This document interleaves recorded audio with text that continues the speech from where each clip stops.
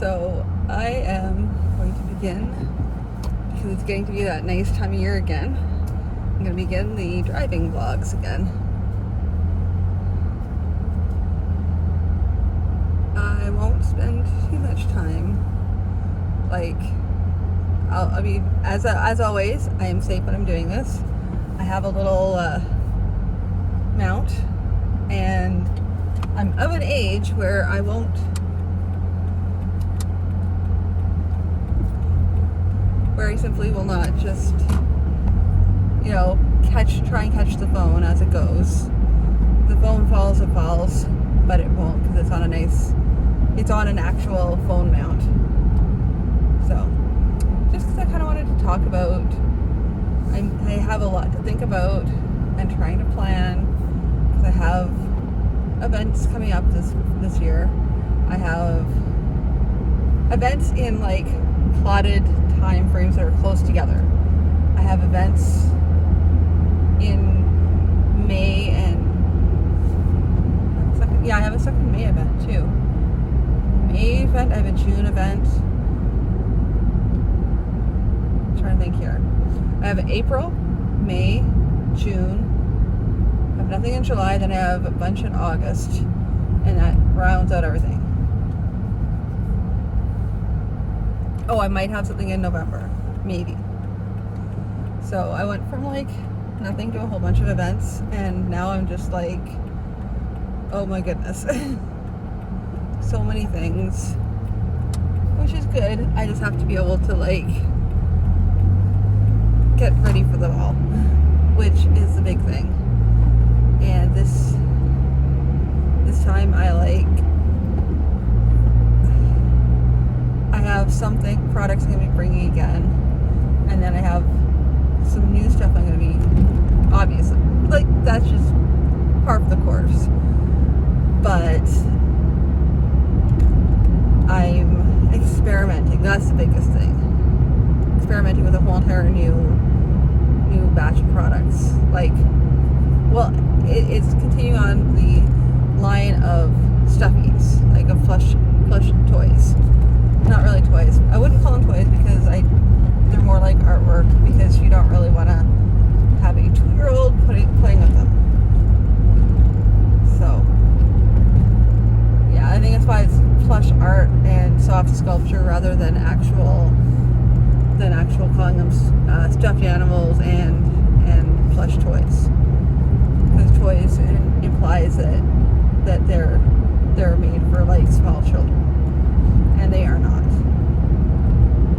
Only because I remember when I was much younger, I was working on stuffed toys, and one of the things that I was taught from a very early age is, which sounds really funny, I was taught from an early age that if you're creating stuffed toys, and there's a possibility they're going to go to children, then there's a whole entire range of things you have to take into account for that. You can't simply use buttons. You can't simply you have to do a lot less hand sewing, a lot more secure sewing, so that the toy can actually withstand play. And kids play really, really rough with toys, so you have to take that into account. Which is why I specifically say these are not for children. Because I know the strains, and that was even before the crazy video I saw. There was a crazy video, and I'm sorry, interesting.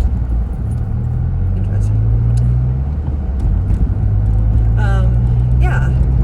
So I think it's supposed to put me off of doing stuffed toys permanently. Or sorry, here I am again.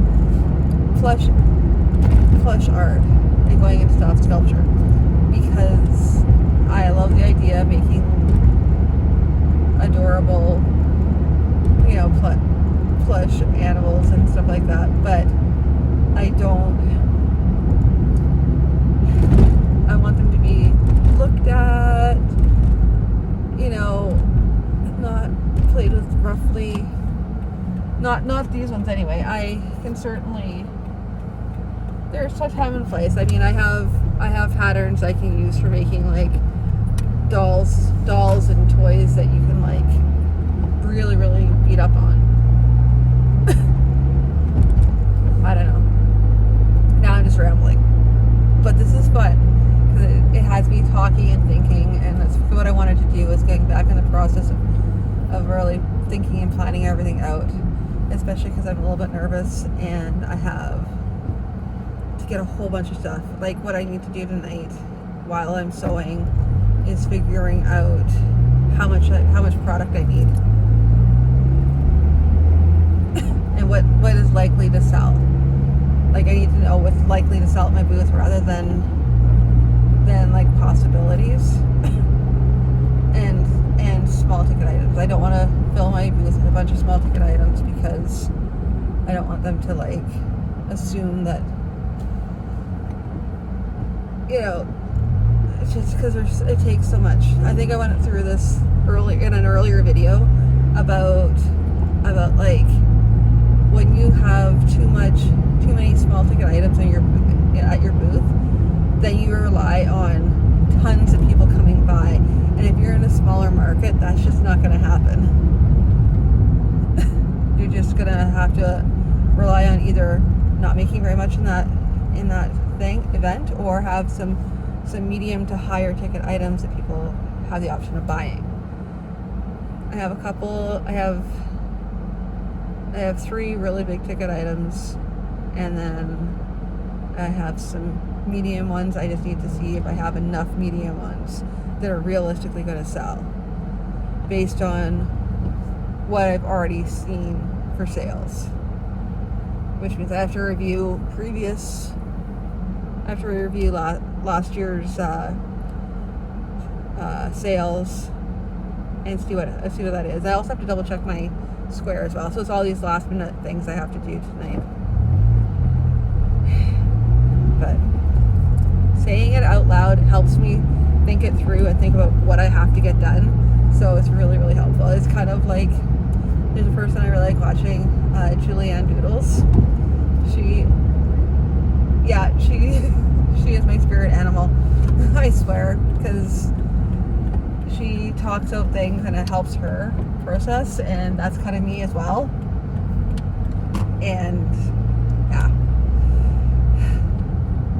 there's something to be said for it, and especially when it gets to be nice like this. I really like I like just talking while I'm driving home, because then it kind of gets me in the mindset of, okay, this is what I need to be doing this is what I need to be doing when I get home.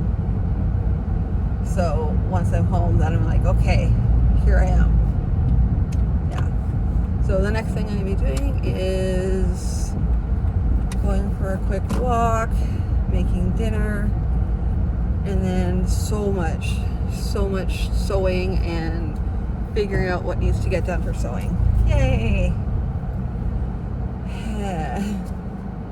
And trying to navigate kittens as usual. Anyway, that's all for now. I will talk to you all the next one. Bye.